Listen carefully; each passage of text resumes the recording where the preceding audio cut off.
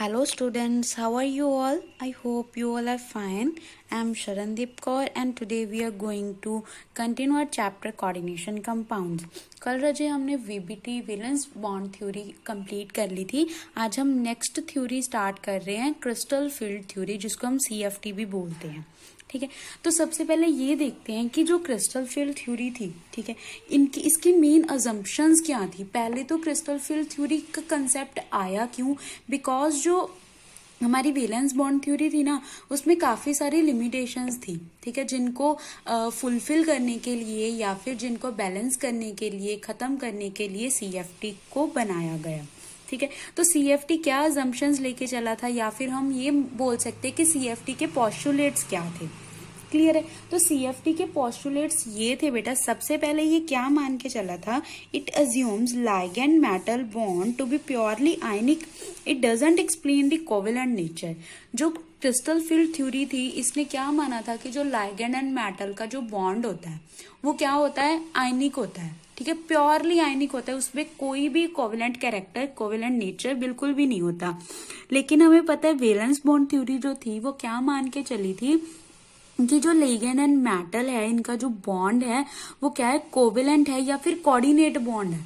ठीक है, कोवेलेंट या कोऑर्डिनेट कोई भी मान लो, वैसा है. लेकिन आयनिक का उसने बिल्कुल भी कुछ भी नहीं लिया था. लेकिन CFT के अकॉर्डिंग जो बॉन्ड है वो आयनिक है. आयनिक कैसे, मेटल पे कौन सा चार्ज है, पॉजिटिव, लिगेंड पे कौन सा चार्ज है, नेगेटिव. तो पॉजिटिव एंड नेगेटिव के बीच में जो भी इंटरेक्शंस होती हैं उनको इलेक्ट्रॉनिक इंटरेक्शंस बोलते हैं. ठीक है, इलेक्ट्रॉनिक इंटरेक्शंस एंड इस बॉन्ड को आयनिक बॉन्ड बोला जाता है. क्लियर है बच्चों. सेकंड अजम्पशन या सेकंड पोस्टुलेट क्या था CFT का, it assumes ligand and metal to be a point charges. क्या मान के चला कि जो मेटल एंड लिगेंड दोनों चीजें ये क्या है, एक पॉइंट चार्ज की तरह काम करेंगी. ठीक है. थर्ड देखो, CFT explains splitting of only d orbitals. CFT में d ऑर्बिटल्स की स्प्लिटिंग होती है, d ऑर्बिटल्स टूट जाते हैं. ठीक है, कैसे टूटेंगे, कैसे स्प्लिटिंग होगी, वो मैं आपको बताती हूँ विद एग्जाम्पल. लेकिन ये देखो कि CFT ज्यादातर d ऑर्बिटल्स को लेके चला था. इसने S and p ऑर्बिटल्स पे बहुत कम काम किया था. ठीक है, इसने बोला कि जो मेटल के d ऑर्बिटल्स होते हैं उनकी स्प्लिटिंग हो जाती है, लेकिन इसने S and p ऑर्बिटल्स को मतलब कंसीडर करके नहीं चला. क्लियर है. देन देखो, CFT always give exact value of magnetic moment. जो CFT है ये मैग्नेटिक मोमेंट की एग्जैक्ट वैल्यू बताती है. It doesn't give information about hybridization. Valence bond theory में तो हम हाइब्रिडाइजेशन के अकॉर्डिंग उसकी ज्योमेट्री निकालते थे, है ना. लेकिन यहाँ पे हाइब्रिडाइजेशन का कोई भी रोल नहीं है. ठीक है, हाइब्रिडाइजेशन के बारे में बात ही नहीं की CFT ने. ओके, तो अब देखते हैं कि इस थ्योरी के मायने क्या हैं, इस थ्योरी में किस तरह से क्या होता है. ठीक है, ये तो अजम्पशंस थी, जो भी चीजें हमने मान के चली है. क्या, मेटल एंड लिगेंड में बॉन्ड आयनिक रखना है. ठीक है, मेटल एंड लिगेंड को पॉइंट चार्जेस मानने हैं. CFT है जो वो किसको एक्सप्लेन करती है, ओनली d ऑर्बिटल्स को, S and p को कंसीडर ही नहीं करती. ठीक है, ये क्या है, मैग्नेटिक मोमेंट की एग्जैक्ट वैल्यू बता देती है एंड हाइब्रिडाइजेशन को कंसीडर करके नहीं चलेगी. ओके, देखो बेटा, अब मैं जो समझाने जा रही हूँ ना उसको अच्छे से ध्यान से समझना. देखो बेटा, क्या होता है, पहले क्या है, CFT की ये मेन बात है जिसको वो कंसीडर करके चला था, जिसके अकॉर्डिंग उसने पूरी CFT को एक्सप्लेन किया था. ठीक है, उसने माना कि जब कोई भी मेटल, ठीक है, कोई भी मेटल अपनी फ्री स्टेट पे पड़ा है, ठीक है, कोई भी मेटल अपनी फ्री स्टेट में होता है, उस टाइम पे उसके जो ऑर्बिटल्स होते हैं, d ऑर्बिटल्स होते हैं, वो इस तरह से पड़े होते हैं, है ना. 5d ऑर्बिटल्स होते हैं. 5d ऑर्बिटल्स इस तरह से अरेंज्ड होते हैं.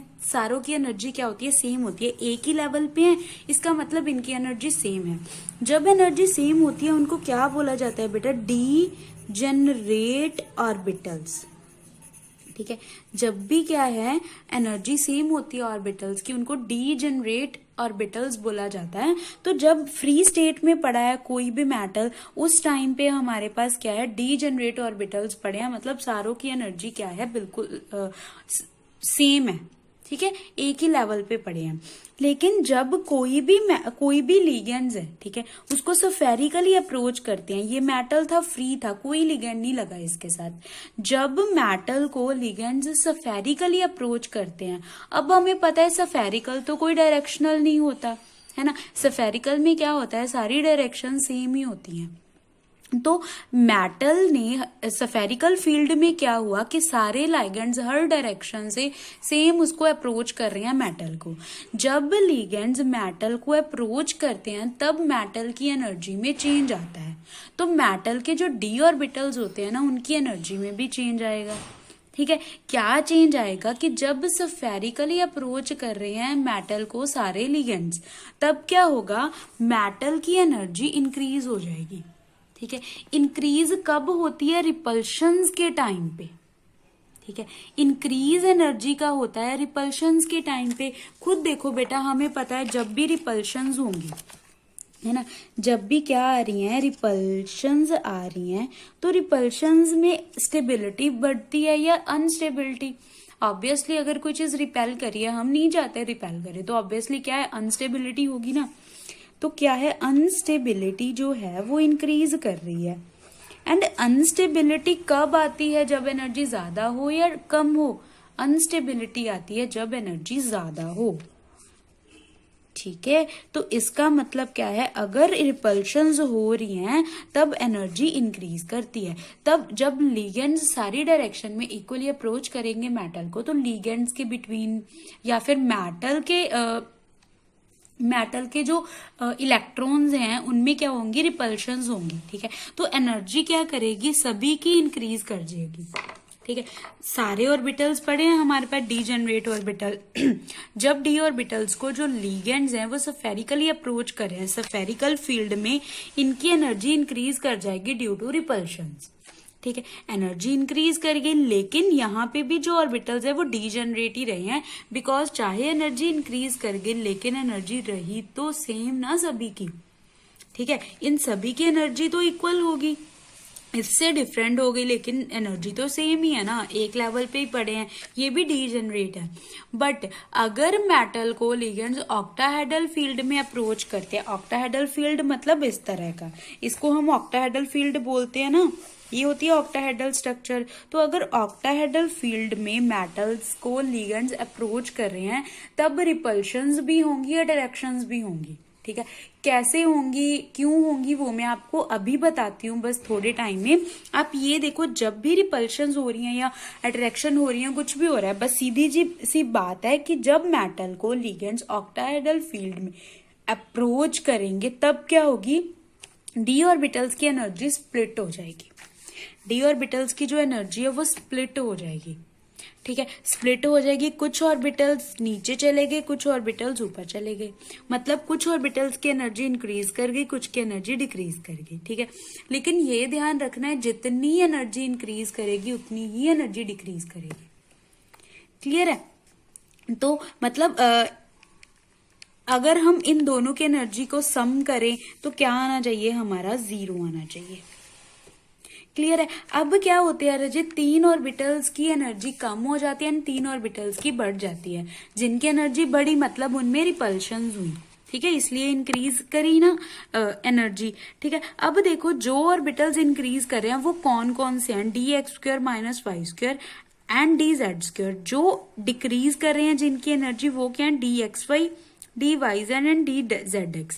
अब इनकी एनर्जी डिक्रीज क्यों की, इनकी इंक्रीज क्यों की, वो करते हैं। सबसे पहले ये देखो कि पहले क्या था, हमारे पास डी ऑर्बिटल्स थे, जब डीजेनरेट डी ऑर्बिटल्स थे, जब हमारे पास जो मेटल है वो फ्री स्टेट में पड़ा था। ठीक है, जब सफेरिकल फील्ड में लिगेंड्स आए उसके पास, तो क्या हुआ, उसकी एनर्जी इंक्रीज कर गई लेकिन इक्वल अमाउंट में, मतलब फिर भी ऑर्बिटल्स डीजेनरेट रहे। लेकिन अगर ऑक्टाहेड्रल फील्ड में लिगेंड्स अप्रोच करते हैं तब क्या होता है, तब हमारे पास क्या है, उनकी स्प्लिटिंग हो जाती है डी ऑर्बिटल्स की, तब वो डीजेनरेट नहीं रहते। ठीक है, उनकी स्प्लिटिंग हो जाती है। हमने बात की ना कि CFT splitting of D orbitals के बारे में बताती है, तो ये वही है splitting of D orbitals. Clear है बच्चों? अब देखो कि जो जिनकी एनर्जी डिक्रीज की उन्हीं की डिक्रीज क्यों की, और जिनकी इंक्रीज की उनकी इंक्रीज क्यों की। क्लियर है।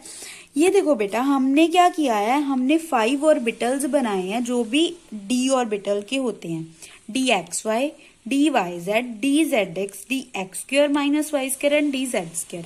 पहले इनको बनाने का तरीका देखो। हमें पता है x y, y z and z x क्या होते हैं, प्लेन्स होते हैं। एक्स क्या होती है, एक्सिस, वाई क्या होती है, एक्सिस, जेड क्या होती है, एक्सिस। लेकिन अगर हम दो को साथ में ले, एक्स वाई प्लेन होगा, वाई जेड प्लेन होगा, जेड एक्स प्लेन होगा।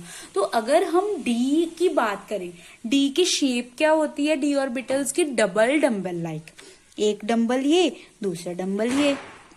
ठीक है, तो हम क्या करेंगे, कैसे बनाएंगे, पहले इनकी 3 एक्सिस है ना, पहले ऐसे करो, 2 एक्सिस बना लो। ठीक है, जो भी आप 2 एक्सिस बनाओगे, अगर हमारे पास एक्स वाई प्लेन है, ठीक है, डी एक्स वाई है, तो हमने एक्स वाई प्लेन लेना है, तो हम क्या ले लेंगे, इसको एक्स, इसको वाई, या फिर इसको वाई ले लो, इसको एक्स ले लो, कोई चक्कर नहीं होता, बस एक को एक्स ले लो, एक को वाई ले लो। ठीक है, फिर आप क्या करो, ये 2 डंबल्स बना दो दोनों साइड पे, प्लेन पे। ठीक है, एंड जो तीसरी जेड एक्सिस रहेगी उसको बीच में से क्रॉस करवा दो। ठीक है, एंड इसके लिए क्या करना है, इसको y ले लिया, इसको z ले लिया, डबल डंबल्स बना दिए, तीसरी एक्सिस इसको क्रॉस करवा दो बीच में से, सिमिलरली फॉर zx। ठीक है, लेकिन x² माइनस वाई स्क्वायर के लिए आपको क्या करना है, आपने एक्सिस बनानी है। ठीक है, एक्सिस बनाई, x² माइनस वाई स्क्वायर के लिए क्या होगा, एक्सिस के ऊपर क्या है, ऑर्बिटल्स बनते हैं। ये तो प्लेन्स थे ना, ये एक्सिस के ऊपर बनेंगे, एक तो x के ऊपर, एक y के ऊपर, तीसरा जो z है इसके बीच में से निकल जाएगा, थर्ड जो z² है उसमें क्या होगा, हमारे पास x है, y है, z है, तो z के ऊपर होता है तो हम z के ऊपर बना लेंगे। डबल डंबल होता है ना, तो ये तो एक ही डंबल हुआ, तो इसके लिए हम बीच में क्या लगाते हैं, 2 चक्कर लगा देते हैं। इसका मतलब यही है कि एक डंबल और है, वो हमें दिखाई नहीं दे रहा। ठीक है, इसके ऊपर ही दूसरा डंबल लगा हुआ है। क्लियर है। देन इसको बोलते हैं dz²। इस तरह से रजे इनकी अरेंजमेंट होती है स्पेस में d ऑर्बिटल्स की। क्लियर है। अब हुआ क्या बच्चों, हम ये मान के चलते हैं कि जो 6 लाइगेंड्स आ रहे हैं, ठीक है, वो किसके थ्रू आ रहे हैं, एक्सिस के थ्रू आ रहे हैं। हमें पता है एक्सिस कितनी होती है, 3, है ना। पॉजिटिव एंड नेगेटिव मिला के 6 बन गई, y positive y negative, x positive x negative, z positive z negative. ठीक है, मिला के कितनी बन गई, 3 एक्सिस बन गई, है ना। तो इन 3 एक्सिस के कंपैरिजन हमने क्या किया, तीनों एक्सिस पे 2 ऑर्बिटल्स लगा दिए, एक पॉजिटिव साइड एक नेगेटिव साइड। ठीक है, ये जो है हमारे पास, ये पॉइंट चार्जेस मैंने लगाए हैं ना, ये क्या है, लिगेंड्स है। ठीक है, ये हमारे पास लिगेंड है। एंड ये जो ऑर्बिटल बने हैं ये मेटल के बने हैं, बिकॉज डी ऑर्बिटल हमने हाइब्रिडाइजेशन जब की थी तब भी हमने डी ऑर्बिटल किसके लिए थे, मेटल के ही तो लिए थे, है ना। मेटल के डी ऑर्बिटल लिए थे, इसीलिए ये जो डी ऑर्बिटल्स है ये भी मेटल के ही हैं। क्लियर है। लेकिन लिगेंड को हमने क्या लगा दिया, लिगेंड को हमने एक्सिस पे लगा दिया। अब देखो कि ये जो ऑर्बिटल्स है ना, इनमें इलेक्ट्रॉन्स होंगे, हो सकता है 1 इलेक्ट्रॉन हो सकता है 2 हो सकता है 3 हो। ठीक है, लेकिन इनमें क्या होंगे, इलेक्ट्रॉन्स होंगे, हो सकता है 10 हो, कितने मर्जी हो सकते हैं 1 से लेके 10 के बीच में। डी में 1 से लेके 10 के बीच में कोई भी और इलेक्ट्रॉन्स हो सकते हैं, कितने भी। ठीक है, अब देखो अगर हमारे पास, पहले dx² माइनस वाई स्क्वायर के लिए समझते हैं। ठीक है, अब देखो जो एक्सिस एंड वाई एक्सिस पे है, एक्स पे एंड वाई पे ऑर्बिटल्स पूरी एक्सिस पे लाई करते हैं, है ना। एंड जो लिगेंड्स है वो भी एक्सिस पे हैं। तो अगर इलेक्ट्रॉन यहाँ पे होंगे, लिगेंड पे चार्ज कौन सा होता है, नेगेटिव, इलेक्ट्रॉन पे भी नेगेटिव।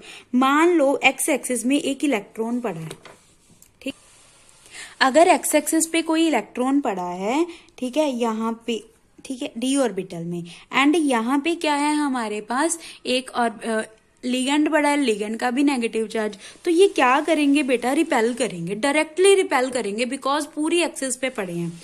अगर यहाँ पे होगा तब ये इसके साथ, अगर यहाँ पे होगा तो इसके साथ रिपल्शन हो जाएगी, यहाँ पे होगा तो एक लिगेंड यहाँ पे लगा होगा, इसके साथ रिपल्शन हो जाएगी। ठीक है ना बेटा। तो डायरेक्ट रिपल्शन होती है ऑक्टाहेड्रल के केस में, क्योंकि ऑक्टाहेड्रल में 6 लाइगेंड लगाने थे तो हमने 6 लाइगेंड लगा दिए। यहाँ पे ऑक्टाहेड्रल डी ऑर्बिटल की शेप कुछ इस तरह से होती है। तो डी ऑर्बिटल में अगर कोई मान लो एक इलेक्ट्रॉन है, वो एक्स एक्सिस में पड़ा है, यहाँ पे पड़ा है, ठीक है, इस साइड पड़ा है, तो इनके बिटवीन डायरेक्ट रिपल्शंस हो जाएंगे। जब रिपल्शंस हो जाएंगी तो हमने क्या बोला था, उनकी एनर्जी क्या करती है, इंक्रीज करती है। ठीक है। अब सिमिलरली जेड स्क्वायर में देखो, मान लो यहाँ पे हमारे पास एक इलेक्ट्रॉन पड़ा है, ठीक है, तो ये इलेक्ट्रॉन, ये लिगेंड इसको रिपेल करेंगे, दोनों में रिपल्शन होगी, तो इनकी एनर्जी क्या कर जाएगी, इंक्रीज कर जाएगी। ठीक है, इसीलिए क्या किया बेटा, x square minus y square and z square की एनर्जी इंक्रीज की। अब इनकी इंक्रीज क्यों नहीं की, इनमें रिपल्शन क्यों नहीं हुई? देखो बेटा, यहाँ पे मान लो आपके पास इलेक्ट्रॉन पड़ा है, ठीक है, अब ये इलेक्ट्रॉन इन दोनों के बिटवीन पड़ा है, डायरेक्ट इनमें कोई कांटेक्ट तो हो नहीं ना रहा, कोई भी कांटेक्ट नहीं हो रहा, तो इनमें रिपल्शंस होने के चांसेस कम है, रिपल्शंस नहीं होंगी। इसीलिए हमने क्या करना था, हमने इनकी एनर्जी को इतना ही रख, टोटल एनर्जी को बैलेंस करना था। इसीलिए हमने इक्वल रखने की बजाय इसकी एनर्जी को डिक्रीज कर दिया। ठीक है, इक्वल रखने की बजाय, ताकि दोनों की एनर्जीज का मिला के सम जो है वो इसकी एनर्जी के अकॉर्डिंग आ जाए। ठीक है, इसलिए हमने क्या कर दिया, इसकी एनर्जी को इंक्रीज एंड इसकी एनर्जी को इसको इंक्रीज एंड इसको डिक्रीज कर दिया। ठीक है, इंक्रीज क्यों हुआ ये तो आपको पता है, बिकॉज रिपल्शन हुई, इंक्रीज हो गया। डिक्रीज का फंडा थोड़ा डिफिकल्ट है ना, मतलब क्योंकि इसमें अट्रैक्शंस भी नहीं हो रही अगर रिपल्शंस नहीं हो रही तो।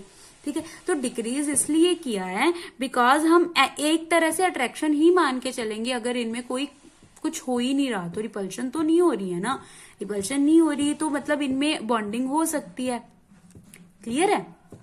तो इसीलिए क्या है, इनमें रिपल्शन नहीं हुई, एनर्जी इंक्रीज नहीं की, तो हम इसको डिक्रीज करवा देंगे ताकि हम ये वाला सेंटर मेंटेन कर सके, इतनी एनर्जी मेंटेन कर सके। क्लियर है बच्चों? ऐसे ही होती है ऑक्टाहेड्रल फील्ड की ज्योमेट्री। एंड अगर हम टेट्राहेड्रल की बात, एक चीज और बेटा, जो ये लेवल होता है ना, इसको बोला जाता है T2G। ठीक है, एंड जहां पे 2 ऑर्बिटल्स हैं उनको बोला जाता है EG। ठीक है, एंड इनके बिटवीन ये जो सेंटर होता है ना, इसको बोलते हैं बैरी सेंटर। इसको क्या बोला जाता है, बैरी सेंटर। इनकी जो एनर्जी होती है वो होती है 0.6 डेल्टा नॉट, एंड नीचे वाले की होती है -0.4 डेल्टा नॉट। क्लियर है? समझ में आया? अब अगर हम टेट्राहेड्रल फील्ड की बात करें तो टेट्राहेड्रल में क्या होता है, ये 3 ऊपर चले जाते हैं, ऊपर वाले नीचे आ जाते हैं। ठीक है, बस सिर्फ इनमें क्या होता है, थोड़ा ऑपोजिट इफेक्ट होता है, ये 3 ऊपर, ऊपर वाले नीचे, ये होता है टेट्राहेड्रल फील्ड में। ठीक है, एंड उसमें एक और चीज, यहाँ पे जी नहीं लगाते। ठीक है, मैं आपको दिखा देती हूँ उसकी डायग्राम। देखो बेटा, आपकी बुक में कुछ इस तरह से डायग्राम्स बनाई हुई हैं, इनको इस तरह से लेवल को अरेंज किया है। इसका मतलब बेटा आप ऐसे भी बना सकते हो, जैसे मैंने आपको बॉक्सेस के थ्रू करवाया वैसे भी बना सकते हो। ज्यादातर आप बॉक्सेस के थ्रू ही कर लेना। ठीक है, अब देखो यहाँ पे क्या है, यहाँ पे क्या होगा, एनर्जी 2 लेवल नीचे है, 3 लेवल ऊपर है ना, x y, y z and z x ऊपर है, नीचे x square minus y square and z square है। ठीक है, वहां पे हमने T2G एंड EG लगाया था, यहाँ पे जो T2G लेवल है वो ऊपर चला गया ना, लेकिन यहाँ पे इस चीज का ध्यान रखना कि G नहीं लगाना। ऑक्टाहेड्रल को रिस्पेक्ट देनी है, उसके नेम के पीछे G लगाना है, टेट्राहेड्रल को इतनी रिस्पेक्ट नहीं हम देते। ठीक है, उसके नेम के पीछे G नहीं लगाना। तो यहाँ पे आ गया T2, यहाँ पे आ गया ओनली E। ठीक है, वहां पे हमने क्या किया था, 0.6 एंड 0.4 किया था ना, अब क्या होगा, 0.4 ऊपर चला जाएगा डेल्टा नोट, नीचे क्या आएगा, -0.6 डेल्टा नोट। यहाँ पे 3/5 एंड 2/5 लिखा हुआ है, वैल्यू निकाल के देखो, 0.4 एंड 0.6 ही आएगी। क्लियर है? जब हम इनका सम करेंगे तो वैल्यू कितनी आ जाएगी, 0। ठीक है बेटा, क्लियर है? ये हमारे पास है ऑर्बिटल डायग्राम्स। क्लियर है? इसके बाद बेटा क्वेश्चन ये अराइज होता है, कई बार ना आपको एनर्जीज पूछ लेते हैं, crystal field stabilization energies. And हमने एक चीज की थी low spin and high spin के बारे में, है ना। Low spin and high spin क्या होते हैं, जब हम वीबीटी कर रहे थे ना उसमें वर्ड्स आए थे लो spin and high spin. Low spin high spin क्या होते हैं वो हम सीएफटी में डिस्कस करेंगे। अब देखो बेटा, हम ये मान के चलते हैं इनके बिटवीन एक एनर्जी है कितनी, डेल्टा नॉट। ठीक है, इनके बिटवीन एक एनर्जी है डेल्टा नॉट। क्लियर है। आपकी बुक पे एक स्पेक्ट्रोकेमिकल सीरीज बनी हुई है। ठीक है, स्पेक्ट्रोकेमिकल सीरीज बनी हुई है एंड वो जो स्पेक्ट्रोकेमिकल सीरीज है उसमें कुछ लिगेंड्स बनाए हुए हैं। ठीक है, कुछ लिगेंड्स बनाए हुए हैं, जैसे इधर होगा I negative, F negative, Cl negative, Br negative, है ना। फिर कुछ होते होते यहाँ पे आ जाएगा CO, Cn नेगेटिव एक्सेट्रा। ठीक है, ये जो लिगेंड्स होते हैं, इधर वाले लिगेंड्स जो हैं वो होते हैं स्ट्रॉन्ग फील्ड लिगेंड्स। ठीक है, इधर वाले लिगेंड्स जो होते हैं वो होते हैं वीक फील्ड लिगेंड्स।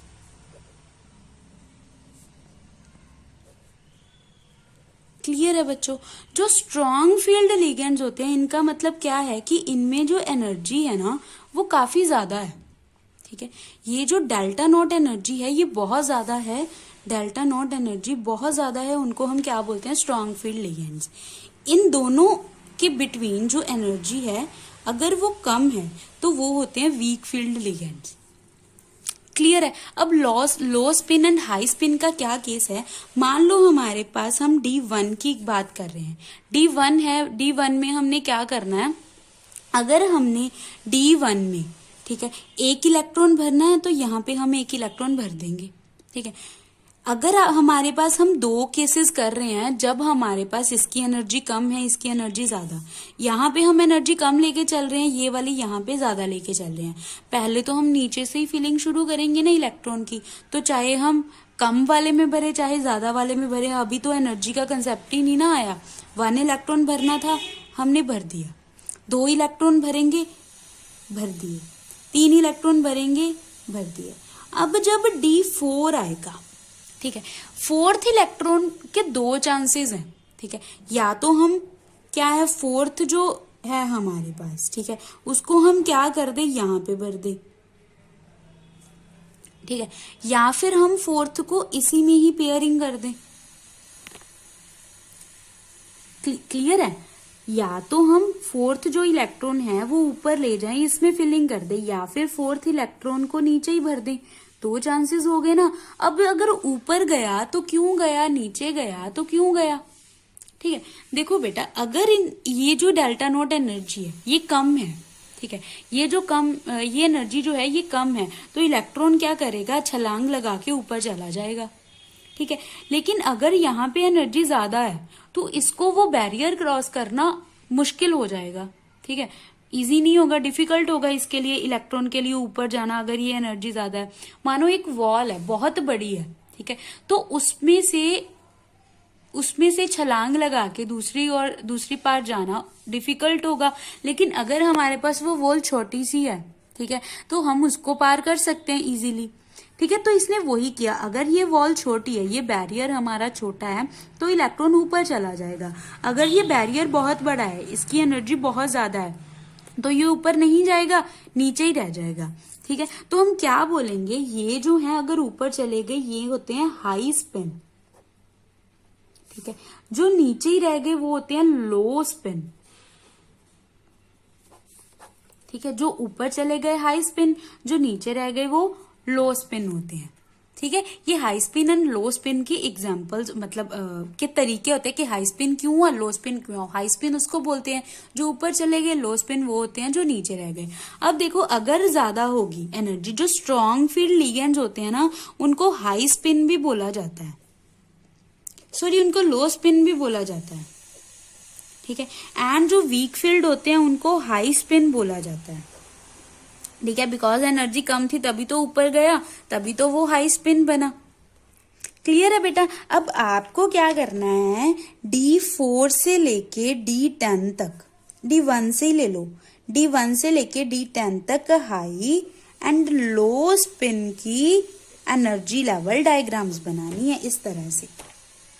ठीक है, ये आपका होमवर्क है। एंड एक चीज और करनी है, आपको एनर्जीज निकालनी है। मैं आपको निकालना सिखाती हूँ, एनर्जी कैसे निकालनी है। उसको बोलते हैं क्रिस्टल फील्ड स्टेबलाइजेशन एनर्जी। आपको क्रिस्टल फील्ड स्टेबलाइजेशन एनर्जी कैसे निकालनी है वो देखो। ठीक है, क्रिस्टल फील्ड स्टेबलाइजेशन एनर्जी कैसे निकालोगे, इसका तरीका है बेटा निकालने का। मान लो ये हम high spin and low, high spin जो लो एंड लो स्पिन दोनों की है ना, उनके लिए अलग अलग निकालेंगे। ठीक है, पहले हम निकालते हैं हाई स्पिन के लिए।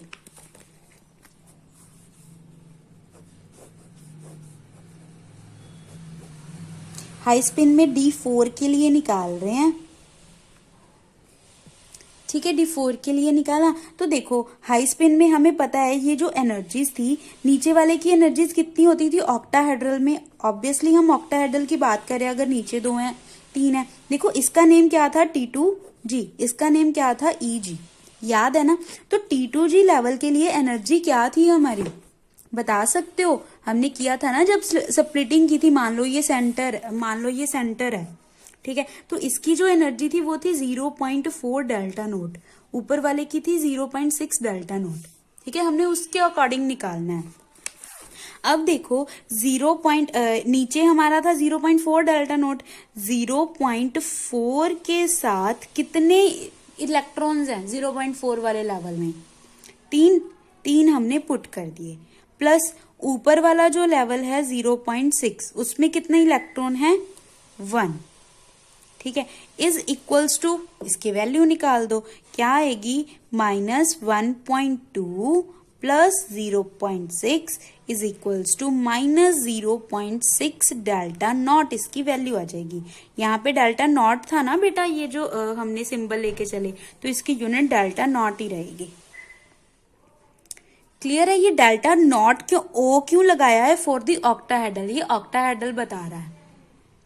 ठीक है बेटा, ये क्या आएगी इसकी एनर्जी। अगर हमारे पास क्या होते, लो स्पिन होते, तो उसके लिए देखो 4 इलेक्ट्रॉन हमारे पास यहीं पे हैं, तो हम क्या करते, -0.4 इंटू 4 प्लस 0.6 इंटू 0, तो क्या आती, -1.6 plus 0 is equals to -1.6 delta naught. ये हमारी स्टेबलाइजेशन एनर्जी आ गई फॉर लो स्पिन। ठीक है, तो आपको यही करना है, D1 से लेके D10 तक ये अरेंजमेंट्स बनानी है इस तरह से। ठीक है, एंड इनके लिए एनर्जी भी फाइंड आउट करनी है। अगर कोई भी प्रॉब्लम आई तो मुझसे पूछ लेना। क्लियर है बच्चों। अब नेक्स्ट हमारा एक टॉपिक रह गया, एक तो रही कलर रह गया एंड एक मेटल कार्बन है, जो मैं कल आपको कंप्लीट करवा दूंगी ये चैप्टर। Okay, thank you.